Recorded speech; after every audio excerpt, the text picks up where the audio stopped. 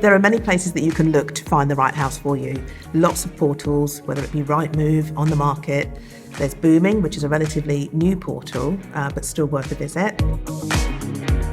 My advice would be to make sure that you're on alert with all the major property web portals.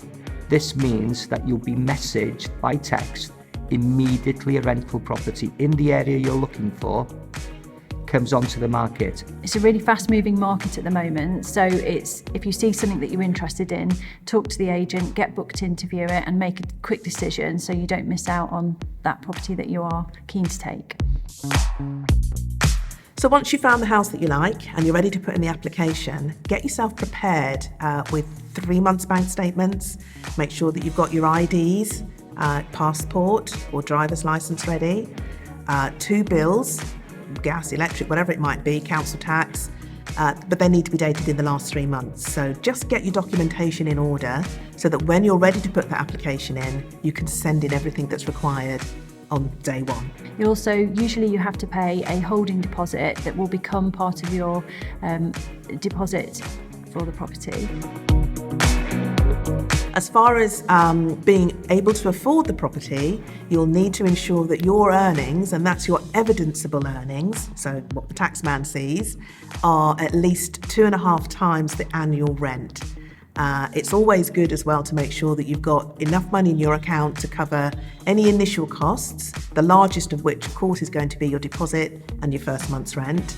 But you also might need to have a little bit extra aside so that you can afford the removal costs and all of the other associated fees that rack up when you're moving. By the time you've moved in, your agent would have collected your first month's rent and 5 weeks deposit. Now that deposit money is your money and it should come back to you at the end of the tenancy.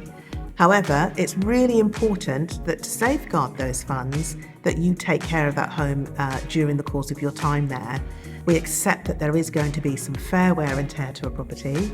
It's really important that you keep the property clean and tidy and that you keep the exterior of the property tidy too. Make sure that your rubbish is kept where it needs to be and that any garden maintenance is undertaken during your tenancy. What you don't want to do is leave yourself a big problem at the end of the tenancy that you need to put right. It's really important that you keep your property heated and well ventilated to reduce the moisture levels in your home. As a tenant, you are responsible for paying the bills, so whether it be the gas, the electric and the council tax. The landlord has a responsibility to make sure that the heating is working, that they've provided smoke alarm and carbon monoxide alarms where they're required. They have the responsibility to cover the building's insurance for the whole property, but as a tenant it's always advisable and recommended that you have contents insurance. Your landlord is also responsible for making sure that the gas gets tested every year, that your electricity gets tested every 5 years to ensure that your tenancy is safe and secure.